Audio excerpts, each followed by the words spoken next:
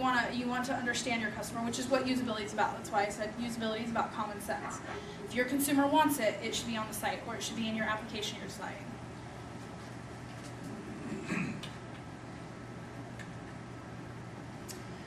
Make your site, your pages easily scannable. This is put in H tags, put in bold text.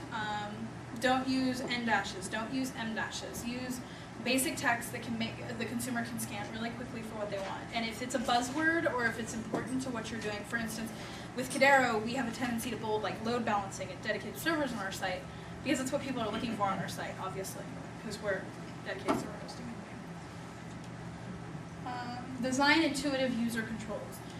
Basically, if it's a button, it should look like a button. If it's a link, it should look like a link. There are standards for links. Royal blue is your standard link color. Underlined text is your standard link. Buttons should be separated from things. They shouldn't be attached, because if they're attached, they look like a tab, not a button. So you want your consumer to understand what they're doing. You don't want them to relearn everything on your website or on your application. You want them to be able to pick up the application and be, done with it and move on. Again, it's still that idea that I don't want to have to learn something new to do your site. It's kind of conceited to make your consumers learn something new just because. So if there's something that's been done over and over again, you can design it differently, but it should still work the same way. Give meaningful feedback. This is a 404 page. This is what giving meaningful feedback is. So they tell them they did something wrong, obviously, but in the end, they tell them, here's a little map for you to get back. So if they screwed up, here's a way to get back to my site instead of just the 404 page. That includes 404s. It includes if they get to a page that they need to do something. For instance, fill out a form, put tips next to what they're filling out. If it's not obvious what you're asking them for, put tips. If it's, say you need to upload a resume, your tip could be only allows PDF and doc files. So that way they don't fill out the whole form and then submit it, and you don't accept IND files. So it's important to give them as much information as possible. Don't overuse JavaScript. This is for multiple reasons. Number one, it confuses customers or your client. Number two, it makes your site take longer to load, which affects SEO, which in turn affects usability, because if your site doesn't load fast enough, that at 8 seconds starts when they click, not when the site's finished loading. So you want to cut down on JavaScript.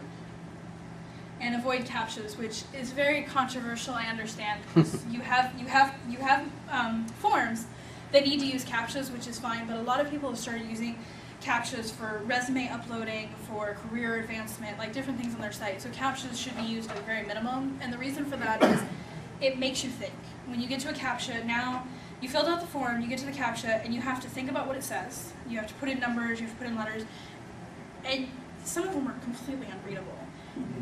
Which is a friction point when a consumer goes to order, because, okay, they put in their credit card information, they put in all this stuff, and then they get to this. And they're like, well, that sucks. And then their page doesn't load. So it causes a lot of problems for consumers. So it's just easier if you don't have to use it. I know that there's problems with spamming and stuff like that, but if you don't have to use it, there are other ways to go about doing CAPTCHA. What would you recommend instead? Again, there's URLs at the end that can give you the idea. There's other ways to do it. One of them is actually asking them if they're human, which is a really, really huge thing lately for designers on their websites. They do. Designers and developers are doing it. It asks a question, are you human? Well, you have to answer yes or no, but instead of coding it so that it says the answer must be yes or no, you leave it open. You just leave it an empty box and let the consumer answer the question. A bot won't know how to answer it because the code's not telling them that it needs a yes or no answer. So that's how they're doing it. I don't know if it works very well. We use CAPTCHA. What about like do not overuse JavaScript? You want data input from the end user, and you want to validate their data. A lot of times you use JavaScript to do that. And that's okay. If it's it comes back to the same thing. If it's necessary, if it's absolutely necessary, there's no other way you can do it. Use it. Instead of just doing it like you do all the time. A lot of times we get into, because even as a designer, I get into this like rut and I do things. If it's the same idea, then I do it again. Works, right?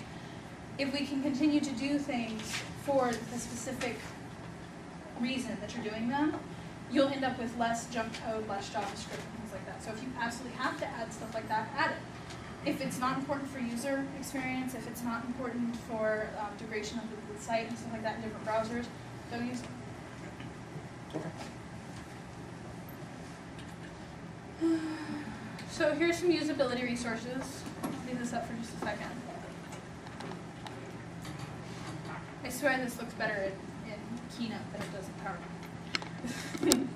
PowerPoint. We have usability.gov. The government put up this site about 5 years ago. It's got a lot of great information. The site is horribly designed.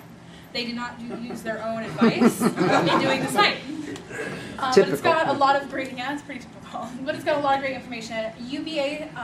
UP Association has a lot of good usability resources. It helps you determine different clients. It gives different ideas of what different customers are looking for. Again, I'd love to give you a solid answer that this is the best usable site.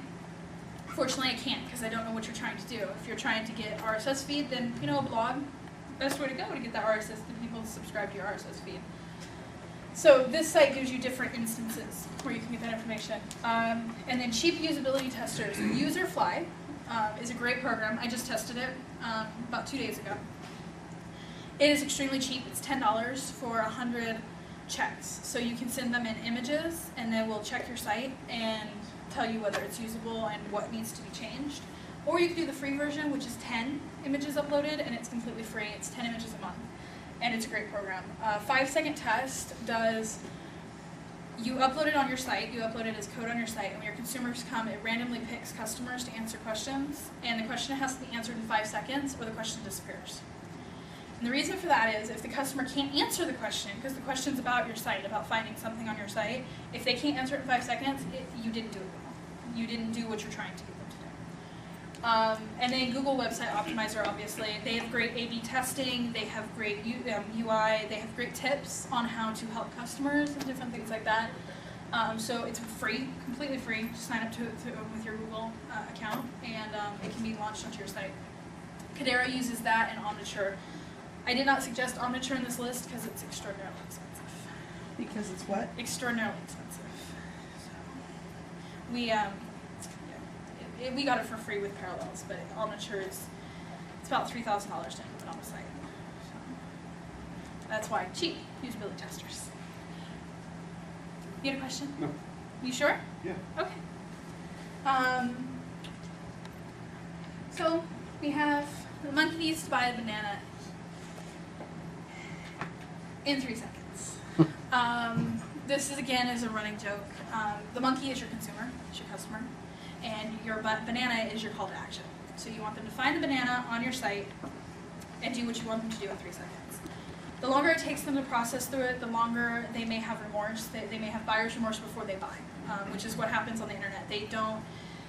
A lot of times you don't have consumers that have buyer's remorse after they purchase on the web because you don't want to return it to the internet. They have it before they purchase, before they put in their credit card information. So to get over that, you give them 3 seconds to find the banana. So conversion made easy. These are the 3 questions you should always ask yourself when you're doing web application development, website design, anything like that. The buying state for web application changes to what is the state of my customer when they get to this section. So the buying state of my customer, are they ready to buy or are they researching? So for dedicated servers, for instance, we have a lot of customers that come research to our site first because it's a huge purchase. It can cost a company $25,000 a month. You have a lot of people researching, and you have some people buying. But when they get to the page that you are designing, are they in the buying process or are they in the research process? In which case, if they're in the research process, it should probably be learn more. Here should be your banana or your call to action versus order now. What do I want my customer to do? If you want them to subscribe to your RSS feed for your blog, you should have a huge button on your top right on your blog telling them, subscribe to my feed. If you care what I'm talking about, if you want to see what I'm talking about, subscribe to my feed. If you want the customer to order, it should be a great big order now button. It should be very obvious